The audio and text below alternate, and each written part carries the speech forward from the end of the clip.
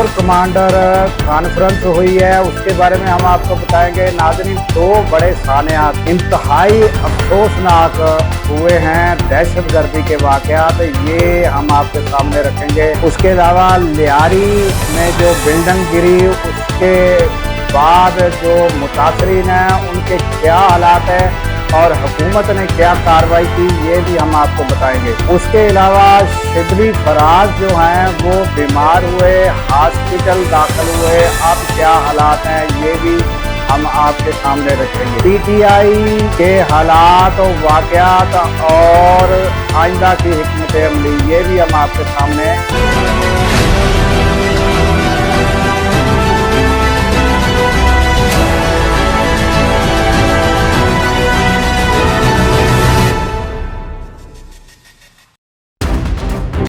अस्सलाम वालेकुम, मैं हूं अब्दुल गफार। सबसे पहले नाजरीन, कोर कमांडर कॉन्फ्रेंस जो हुई है उसमें फील्ड मार्शल आसिम मुनीर ने कहा है कि इंडिया को जो वाज़ेह शिकस्त हुई है उसके बाद उसने अपनी प्रॉक्सी के जरिए जो है पाकिस्तान के अंदर अपनी कार्रवाइयाँ जो है खसूसन बलोचिस्तान में तेज़ कर दी हैं और उसकी हिंदुत्व जो पॉलिसी है और उसमें वो अजारादारी कायम करना और इस की वजह से काफ़ी ममालिक जो हैं वो भी उनसे नाला हैं उनकी इस पॉलिसी की वजह से। उसके जो मज़मूम जो इरादे हैं वो कभी भी पूरे नहीं होंगे और इंशाल्लाह बलोचिस्तान में जल्द जो है अमन होगा और हम जो फितनातुल हिंदुस्तान को जल्द जो है वो बलोचिस्तान से मिटाकर दम लेंगे और अमन होने तक जो है वो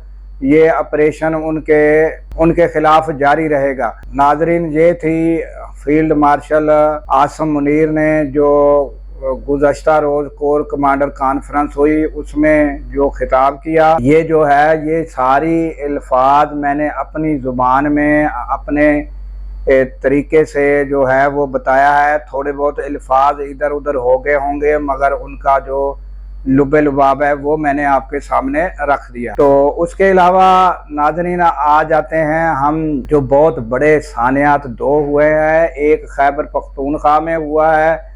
मौलाना खान ज़ेब जब अमन मुहिम पर थे तो उन पर जो है दहशतगर्दों का हमला हुआ जिसमें 2 साथियों समेत वो शहीद हो गए और उनके दीगर साथी जो हैं 4 वो भी ज़ख्मी हुए हैं।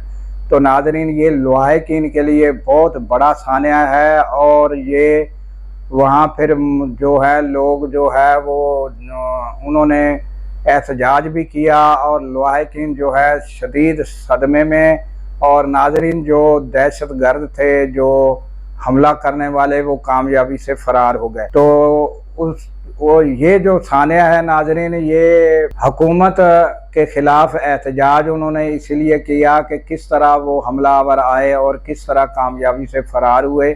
इसकी वजह से उन्होंने एहतजाज किया कि जल्द जो है दहशतगर्दों की जो है गिरफ्तारी अमल में लाई जा सके।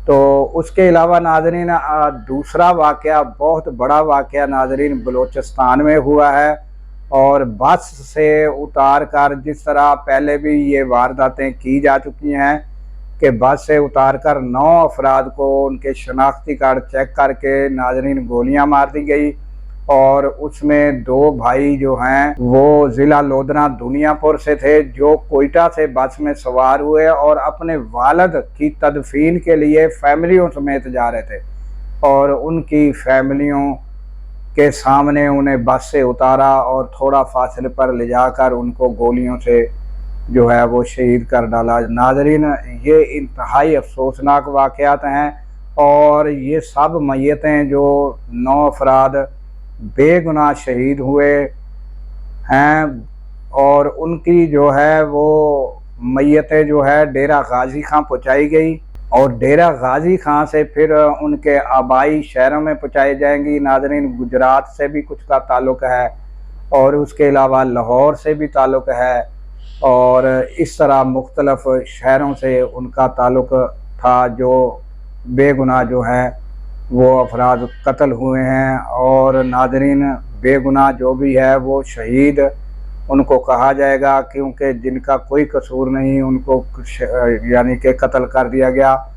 तो ये अफसोसनाक वाक़या है और इस पर जो है वज़ीर आज़म ने बड़ी मज़म्मत की है। उसके अलावा बलूचिस्तान के जो वज़ीर आला है उन्होंने भी मज़म्मत की। उसके अलावा दीगर जो वज़रा हैं उन्होंने भी मज़म्मती बयान जिस तरह दिए जाते हैं नाज़रीन, और उन्होंने कहा कि इस फितने को जो है हम जो है वो ख़त्म करके दम लेंगे। इस तरह के जो वज़रा के बयानात आए हैं और अफसोस का लवाहिकीन से इज़हार ताज़ियत भी किया है। तो ये नाज़रीन इंतहाई अफसोसनाक ये दोनों वाक़यात हैं और दुआ कीजिए कि अल्लाह ताला इन दहशतगर्दी के वाक़या से पाकिस्तान को अमन का गहवारा अल्लाह ताला बनाए। और उसके बाद नाज़रीन अब आ जाते हैं कि शिबली फराज गुज़श्ता जो 2 रोज़ से हॉस्पिटल में दाखिल है और उनके जो है दिल का आर्जा, दिल पर दर्द होती थी तो वो एडमिट हुए। तो अब उनके टेस्ट वगैरह जो हैं वो आने का इंतज़ार है और कहा जा रहा है कि शायद ओपन हार्ट सर्जरी जो है वो भी मुतवक्के है और उनके लिए भी दुआ गो रहे कि अल्लाह ताला उनको जल्द शफा याब करे। उसके अलावा नाज़रीन कासम और सुलेमान PTI के जानब से जो बताया गया है तहरीक के बारे में, और कासम और सुलेमान जो पाकिस्तान इमरान खान के बेटे आ रहे हैं उस पर मुतअद्दिद सियासतदानों के मुतअद्दिद बयानात का सिलसिला जारी है।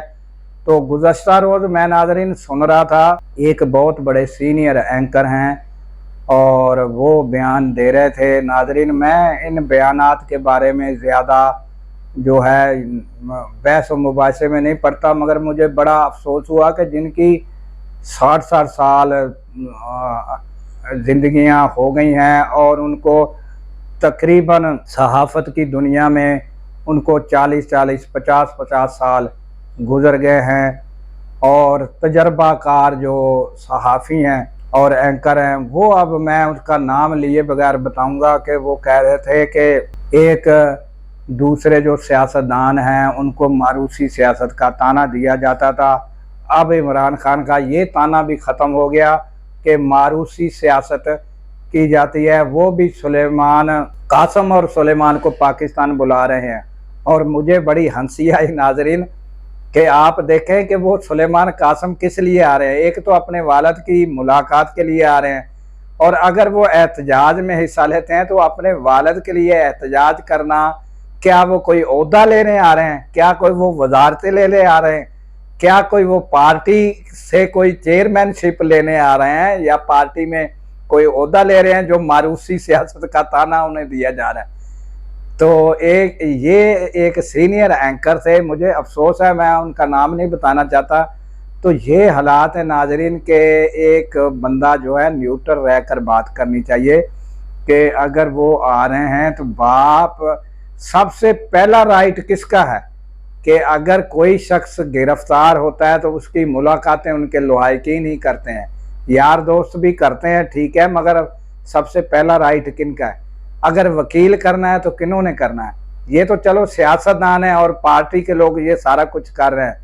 अगर बेटे आते हैं तो उनका राइट है, या तो वो जो कह रहे हैं मारूसी सियासत के बारे में वो ये बताए ना कि वो कौन सा पाकिस्तान आकर ओहदा ले रहे हैं, ये बताएं ना, तो फिर ये मारूसियत की बात करें। इसके अलावा नाज़रीन लियारी में जो बिल्डिंग गिरी है उसमें हुकूमत ने जो कार्रवाई की है तकरीबन 14 के करीब लोगों पर केस दाखिल हो चुका है और उनका रिमांड लिया जा चुका है। 14 में तकरीबन अफसरान जो हैं वो उनके ऊपर ये केस दाखिल हुआ है और वो रिमांड पर हैं। और नाजरीन अब जो है वो लोग खुले आसमान थले रुल रहे थे, उनके लिए खाने पीने का बंदोबस्त नहीं था, परेशान थे। तो गवर्नर टेसूरी जो हैं उन्होंने कोई उनका थोड़ा बहुत एहसास करते हुए उनका खाने पीने का इंतज़ाम किया है और उसके अलावा भी जो इमारतें खाली कराई जा रही हैं उनके लिए भी जो है वो बंदोबस्त किया जा रहा है रिहाइश का, और 3-3 महीने किराया भी एडवांस जिनको निकाला जाएगा दिया जा रहा है। इस तरह की स्ट्रेटजी तैयार की जा रही है। तो इसके साथ ही हमें दीजिए इजाज़त कि अल्लाह ताला पाकिस्तान की खैर फरमाए, पाकिस्तान की सरहदों की खैर फरमाए और सरहदों पर मामूर हमारे जवानों को अल्लाह ताला शाद व आबाद रखे। क्योंकि नाज़रीन, जब हम रातों को सो रहे होते हैं वो सरहदों पर जाग रहे होते हैं। अल्लाह हाफिज़।